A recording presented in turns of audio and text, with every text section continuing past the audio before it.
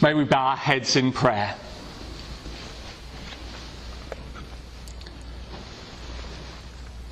Lord, what is it that you want to say to us this morning? Help us to listen carefully, and in your goodness speak the word that we need to hear. Amen.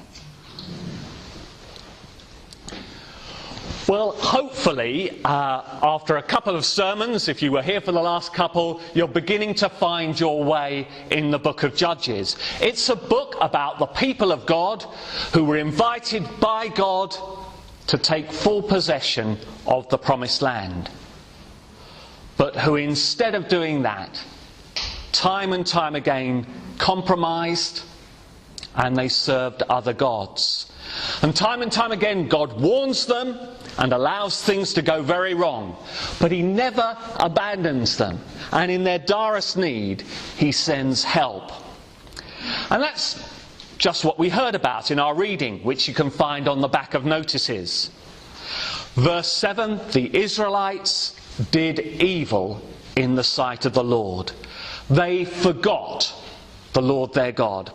And when the Bible says forgot, it doesn't mean that they didn't remember anything about God at all, but that they failed to act on what they knew. God stopped being real to them. Whereas once there was life in the relationship, now there was coldness. Does that happen? You know it does. You probably know people well who at one time seemed very committed in their Christian life, but now it's not that they've forgotten information about God, but it no longer affects him. They're uninterested in the things of God. They no longer love him. And perhaps you also know of times in your own life when that's true for you. Perhaps it's true for you now. And though you're in church this morning, you're really just going through the motions. You're saying or singing the right words, but your heart, your mind is not really engaged. And maybe it hasn't been for some time. And maybe you're not really that bothered by it. Your heart is cold towards God. Other things have taken his place in your life. Have you forgotten God? One of the challenges of church leaders is to remind you about him. I love the verse in 2 Peter where Peter says, I will always remind you of these things, even though you know them. More often than learning new things in our Christian life, we need to be reminded of what we already know. That's why I love singing. The words remind me and stir my heart again. That's why I love communion services, where we take the bread and wine in obedience to Jesus' command. In a very real and vivid way, we remember him and share in his body and blood. We face again the awesomeness of his love for us. It's why I love looking at the Bible with others. Home groups are so important. You may be feeling dry in your faith, but then someone in your group talks about how a particular verse has spoken to them, and it brings it alive again to you. But when people are in that state of being cold in their hearts and their lives are full of other things, does God mind that? Does he say, well, it's no skin off my nose. I've got other people who are interested. Well, take a look at verse 8. The anger of the Lord burned against Israel. We may at times be lukewarm or cold towards God, but that does not describe his passion for us. He loves us with a love that's beyond our wildest dreams. How does that love express itself? Well, in anger that we're turning away from him and from life in all its fullness. And he acts to help us. And if you're looking at verse 8, you may be thinking, well, that doesn't look much like help, Stephen, because we read that God sold his people into the hands of their enemies. Instead of protecting them, he allows them to be overcome and taken into slavery. Why? to bring them to their senses. When we're hard towards the things of God, then we need to be exposed to the consequences of turning our backs on Him. And as things happen to us, without God's peace and patience, without the knowledge of His love and blessing, we find ourselves lost, and the hope is that it wakes us up and we turn to Him again. In our passage, a period of physical slavery was meant to wake the Israelites up. After all, they'd been freed from slavery in Egypt. What was going on that they were now in slavery again? And worse than the physical slavery was that they were being enslaved to other gods who would not bring them to fullness of life, but instead bondage and hopelessness. And it did wake them up. After 8 years, we read in verse 9, they cried out to the Lord. Praise God that they did, but 8 long years. And we'll see even longer periods than that as we read through Judges. You and I can be so stubborn at times. When will we learn to turn to God more quickly? Now, actually in this sermon, I'm not just looking at verses 7 to 11 that we had read, but also what happened in the rest of chapter 3. And in those other verses, there's a whole another cycle of the people forgetting God, going off the rails, finding themselves under the power of a foreign leader. But to me, the key message of chapter 3 is how God answers His people when they eventually come to their senses and cry to Him, as they do in verse 9 and then again in verse 15. When we cry out to God in desperation, what should you and I expect? And I'm reminded of one of the most famous Monty Python sketches. No one expects the Spanish Inquisition, because no one could possibly expect what God does in the book of Judges. Judges introduces us, perhaps better than any other book in the Bible, to the God of surprises. Are you ready to meet the real God? So verse 9, the people of God cry out for help, and what do they get? They get Othniel, the first of the judges. And Othniel is just what you'd expect. He comes from a first-class spiritual pedigree. Othniel is no less the nephew of Caleb, and Caleb was a legend.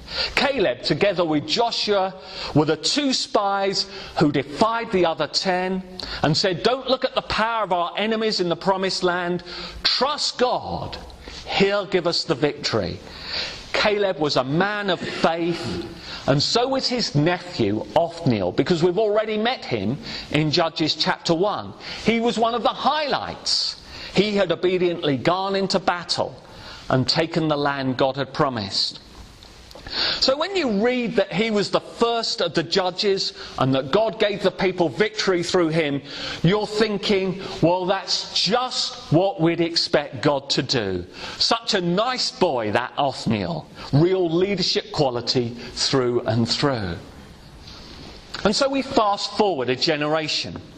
The people of Israel have got themselves in another mess. They've forgotten the Lord again. And this time things are worse. For 18 years, they're subject to the Moabites. And if you were an expert on the earlier books of the Bible, you'd be saying, surely they're not having trouble with the Moabites. They were not even residents of the Promised Land. They'd previously been in awe of Israel and afraid of Israel. Surely Israel must have seen that things were going dreadfully wrong when the Moabites had even taken Jericho. Jericho, that city that symbolised the amazing victories God had won for his people. But now it was in the hands of Moab and their king Eglon. What a mess! And sometimes in our Christian lives, things that we'd thought we'd seen the back of long ago, things where we thought we'd won a decisive victory, we find them creeping back and taking a hold of us. It might be jealousy, or bitterness, or lying, or self-pity, or gossip, or greed. You and I, let's be honest, are never very strong. We're only strong when we stand in God's strength. When we go off on our own, we find that we are increasingly weak and open to failure. And the Israelites cried out to the Lord, and we're thinking, where is the Othniel of this generation? Someone whom the Spirit of the Lord can come upon. There's a lovely passage in Prince Caspian, one of the Narnia books. In it, Lucy is struggling to cope with the events that are happening. And we hear her talk to Aslan, the lion, who is the Jesus figure in the stories. Oh dear, said Lucy. And I was so pleased at finding you again. And I thought you'd let me stay. And I thought you'd come roaring in and frighten all the enemies away, like last time. And now everything is going to be horrid. It's hard for you, little one, said Aslan, but things never happen the same way twice. Lucy buried her head in his mane to hide from his face.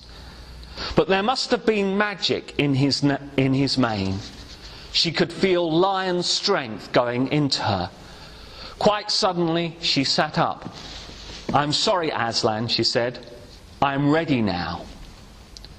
Now you are a lioness, said Aslan. And now all Narnia will be renewed. But come, we have no time to lose. So we're expecting Othniel Mark II, but God doesn't do repeat performances. Things do not happen the same way twice. And here is what happened. Every year the Israelites had to pay tribute to their masters, the Moabites. How sickening it must have been to see their hard-earned money being handed over to their hated overlords. And we're told of one particular tribute trip. Leading the Israelite delegation was Ehud. Now there was a reason why Ehud was a safe pair of hands to do this. Ehud was never going to stir up trouble or make the overlords angry. Ehud was never going to be seen as a threat. Why? Because Ehud was disabled. We're simply told he was left-handed, but the original Hebrew suggests that he wasn't left-handed by choice, that there was something wrong with his right hand. But there's no detail. Now in those days, much more than now, he'd have been pitied and dismissed because he was disabled in that way. In the Bible, it was always God's right hand and right arm that are symbols of power, glory and blessing. Psalm 118, the Lord's right hand is lifted high. The Lord's right hand has done mighty things. Being disabled, being left-handed, had already put Ehud in the category of the insignificant, those who were never going to do much. But as they carried the tribute to King Eglon, Ehud also carried a small, secret sword strapped to his right thigh. He could move perfectly normally with it there. It was wonderfully concealed. He knew God wanted him to kill their enemy, King Eglon. And so they bring the tribute to the king and lay it before the king as he sits on the throne. And we're told Eglon was a very fat man. You may be thinking, how politically incorrect, but it's part of the story, as we'll see later. Ehud and the others deliver the tribute and start back for home. On their way, Ehud leaves the rest and turns back to the palace. He tells the guards, I have a secret message for the king. So they let him in. And the king even gets rid of his guards, because who knows, this message might implicate some of them in the plot. And so Ehud and Eglon are alone in the upper room of the palace. For after all, Ehud was left-handed. He wasn't a threat. Ehud says, I have a message from God for you. And he takes out his sword from his hiding place and plunges it into the king's belly.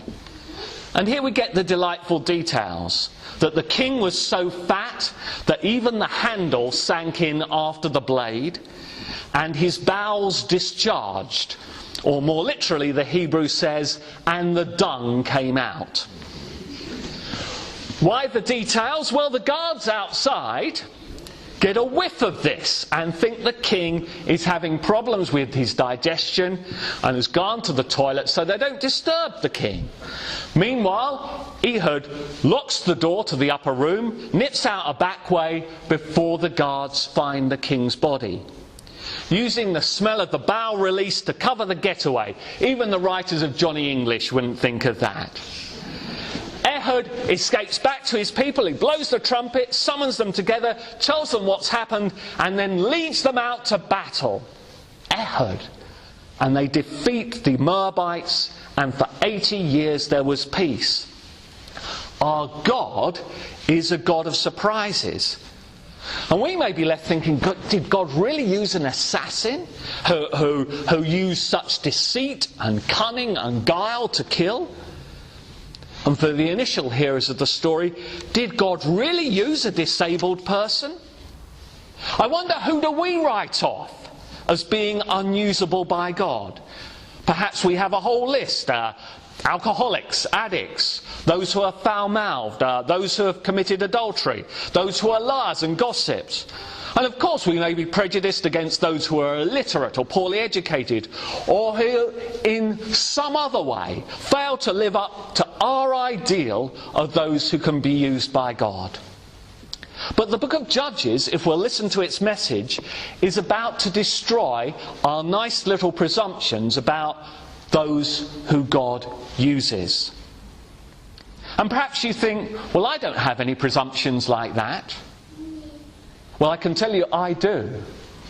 I'm constantly amazed and often uncomfortable about some of the churches and some of the Christian leaders that God seems to work through and bless. I, who of course have no log in my own eye and can see things so clearly, see that those are very deficient, either morally or theologically, and that therefore God would be far better off not using people or churches like that. Doesn't God realise He's sending out such a mixed message when He uses such people? The God of surprises. The God who uses those who are despised and rejected, those who are outsiders like Ehud. We shouldn't forget Paul's words. Brothers and sisters, think of what you were when you were called. Not many of you were wise by human standards. Not many were influential. Not many were of noble birth. But God chose the foolish things of the world to shame the wise. God chose the weak things of the world to shame the strong. God chose the lowly things of this world and the despised things, so that no one may boast before Him. Our God is a God full of surprises. God doesn't choose the people we would choose. He doesn't do things the way we would do them. We cannot dictate to Him. He is a God of surprises. And perhaps most surprising of all is that He calls you and me and wants to use you and me. And my question is, are you dismissed by others? Or are you tempted to dismiss yourself as someone not capable of doing anything much in the Lord's service? Well, remember Ehud. And we're going to sing about how God delights to use ordinary people. We stand to sing, an army of ordinary people.